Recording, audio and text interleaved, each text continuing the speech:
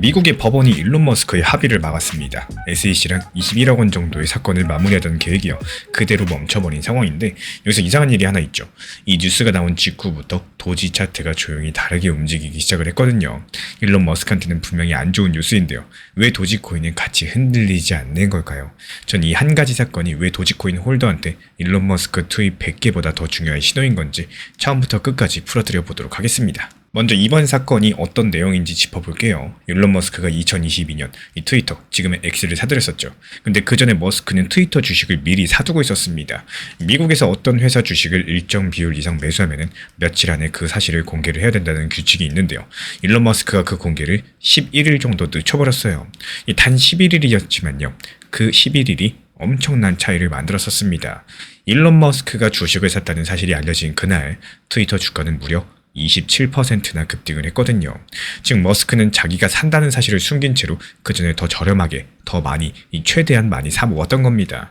그리고 미국 SEC, 우리나라로 따지면은 금융감독원 비슷한 곳이 이걸 문제 삼았어요. 미국 SEC의 주장을 살펴보면은 머스크가 이 늦장 공시로 인해 가지고 7,200억 정도의 주식을 더 싼 값에 샀고 기존의 주주들은 최소 2,000억이 넘는 돈을 손해를 봤다, 이렇게 보고 있습니다. 여기까지가 사건의 배경인데요. 진짜 흥미로운 건 그 다음입니다. 일론 머스크 측은 미국 SEC랑 합의를 시도했어요. 합의 금액은 한국 돈으로 약 21억 원.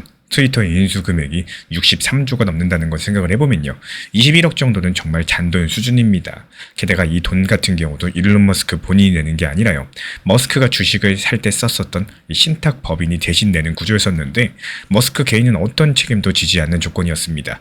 근데 바로 이 합의를 미국 연방법원의 한 판사가 맡게 된 겁니다. 그 판사 이름은 스파클 수쿠나난이었는데요.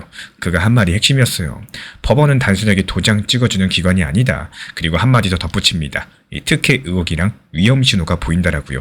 자, 그렇다면 여기서 과연 일론 머스크가 합의를 못한 게 이 도지코인이랑 무슨 상관이냐?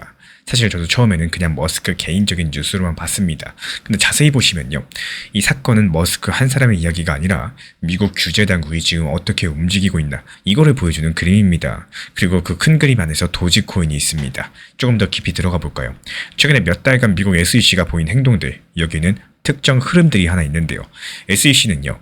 코인베이스, 크라켄, 미국의 대표적인 두 암호화폐 거래소, 여기를 상대로서 이 소송을 잇따라 취하했었고 두 거래소 모두 트럼프 캠프에 후원을 한 곳들입니다. 그러니까 트럼프 라인에 있는 코인 관련된 기업들 전부 다 풀어주는 분위기가 만들어졌다라는 거고, 일론 머스크도 트럼프의 핵심 후원자고요. 행정부에서도 활동한 인물이죠. 그래서 21억 원짜리 합의안이 나왔을 때 지금 시장은 머스크도 같은 라인에서 부드럽게 끝나는구나, 이렇게 받아들였다는 겁니다. 근데 한 명의 판사가 그 흐름에 제동을 걸었다는 거고, 일론 머스크 한 명한테만 제동을 건 게 아니라요. 이 트럼프 라인 전체에 흐르고 있었던 부드러운 마무리 분위기에 대해서 균열을 낸 사건이다, 이렇게 볼 수가 있겠죠. 그리고 이제부터가 도지코인 이야기로 자연스럽게 넘어가는 지점입니다. 일론 머스크는 지금까지 주식시장에서 이 자기 영향력을 자유롭게 써왔었죠. 트윗 한 방에 테슬라 주가가 출렁였고요. 트위터 주식도 자기 페이스대로 모았고요. 근데 이번 판결로 인해서 무언가 분명해졌습니다. 앞으로 일론 머스크가 주식시장에서 공시지연 같은 이 회색지대 행동을 했을 때 그걸 적당한 벌금으로 덮기가 훨씬 더 어려워졌다는 거고, 판사가 직접적으로 특혜 의혹이라는 단어를 꺼냈던 순간 그 다음 사건에서는 다른 판사들도 같은 시선으로 보게 될 겁니다.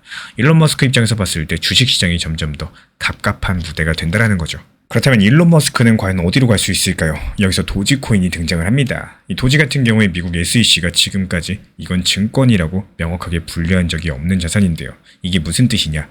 일론 머스크가 주식에 대해서 트윗을 하면 이 공시 규정이나 시세 조정 규정 여러 가지가 팍팍하게 적용이 되고 있는데, 도지에 대해서 트윗을 한다는 것은 그 규정에 사각지대에 있다는 겁니다. 지금까지 공개된 자료를 보시면요. 미국 SEC는 도지코인에 대해서 이 별도의 소송이나 증권성 판단을 내린 적이 없습니다. 그래서 머스크가 가장 자유롭게 또 가장 적은 법적 리스크로 영향력에 대해서 행사할 수 있는 자산이 도지코인인 거예요. 주식시장이 좁아지면 좁아질수록 일론 머스크가 도지코인 쪽에 무게를 실을 만한 이유들 오히려 더 커질 수밖에 없겠죠. 여기까지 들어보시면 한 번쯤은 소름이 살짝 올라오실 수 있겠습니다. 왜냐면 머스크가 도지를 좋아한다는 것은 누구나 알고 있는 얘기겠지만요. 이 머스크가 도지코인을 왜 좋아할 수밖에 없냐? 여기에 대해서 규제 구조로 설명한 사람은 거의 없습니다. 일론 머스크가 단순하게 도지를 좋아하는 정도가 아니라 자기 영향력에 대해서 가장 안전하게 쓸 수 있는 자산이 도지코인이라서 계속해서 손에 쥐고 있는 겁니다. 이번 판결 자체가 그 이유를 더 분명하게 만들어준 사건인데요. 적어도 일론 머스크 입장에서는 이 도지코인의 전략적인 가치들 어제보다 오늘 더 올라갔다고 보는 게 더 자연스럽겠죠. 물론 단기적으로 도지코인이 바로 2배, 3배 상승한다? 이런 얘기를 드리고 있는 게 아닙니다. 이 도지코인이 다시 한번 180원 라인 돌파하면서 200원 라인, 그리고 장차 도지코인 500원 라인까지도 다시 한번 강력하게 돌파해주느냐, 이 단기 흐름이 상당히 핵심인데요. 그 돌파의 트리거가 될 수 있는 게 일론 머스크의 다음 행보겠고, X 안에 결제 기능을 본격적으로 붙이는 X머니라거나 테슬라 차량 구매에 도지코인 결제를 다시 꺼내는 카드라거나 이 두 가지 중에 한 개라도 구체적인 일정이 나온다.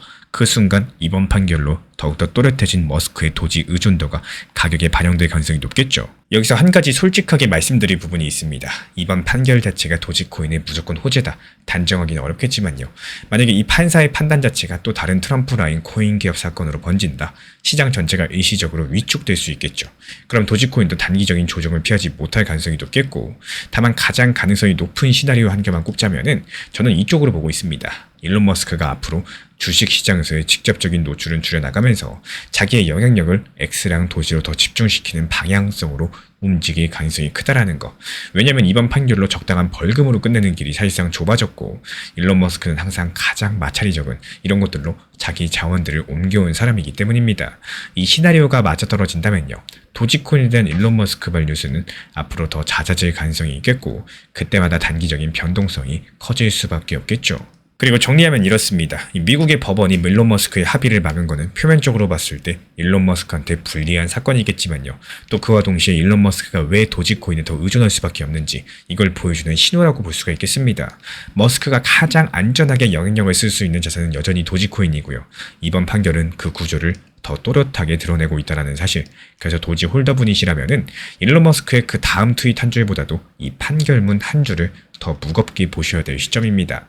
그렇다면 머스크가 이 좁은 길 위에서 도지코인의 어떤 카드를 가장 먼저 꺼내게 될까요? 알트코인이나 단기 타점에 대해서 활용한다는 거 어려울 수 있습니다.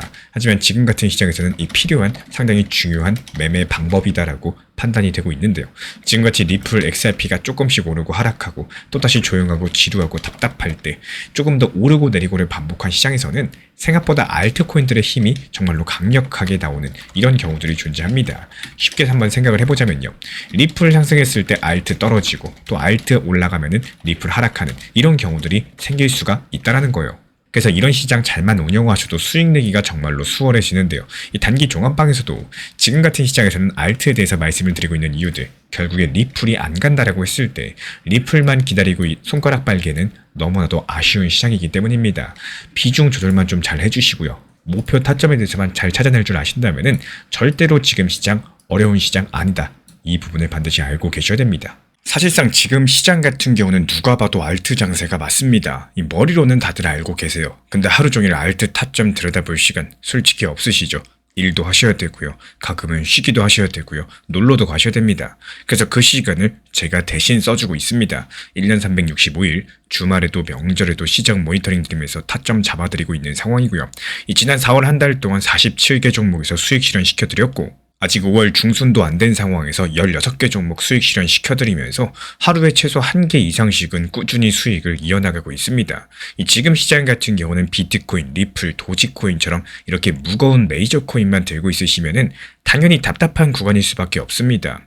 그래서 규모가 작은 이 소규모 알트 위주로 빠르게 치고 빠지면서 수익 수단을 만들으셔야 되는 시장인 거고, 기본적으로 우리 채널에서는 메이저 알트 비중 그리고 소규모 알트 비중들을 나눠가지고 포트폴리오로 같이 끌고 갑니다. 이 수익 타점 정보 커뮤니티 입장 원하시는 분들은 구독과 좋아요 눌러주시고 화면에 보이는 번호로 문자 신청 남겨주시면 입장 안내 바로 도움드리겠습니다. 제가 안내해드리고 있는 코인신사 채널 멤버십 전용방에 대해서 짧게 설명드려 보도록 하겠습니다. 리플, 암호화폐 시장에 대한 중요한 이슈, 그리고 브리핑이나 시장의 흐름에 대한 전문적인 분석 내용 설명과 함께 차트상의 기술적 분석, 온체인 지표와 투자 심리에 대한 내용들을 같이 안내 도움드리고 있고, 가장 중요한 투자 심리를 컨트롤하기 위해서 포트폴리오의 구성에 대한 노하우, 투자 심리 컨트롤에 대한 내용도 같이 안내드리고 있습니다. 코인신사 스터디 멤버십 가입하신 분들께서는 아래 번호 혹은 신청 링크 통해서 남겨주시면 제가 연락드리고 드리고 있고 안내 설명과 함께 신사 채널 리플 전용 멤버십방에도 입장 안내 설명드리고 있습니다.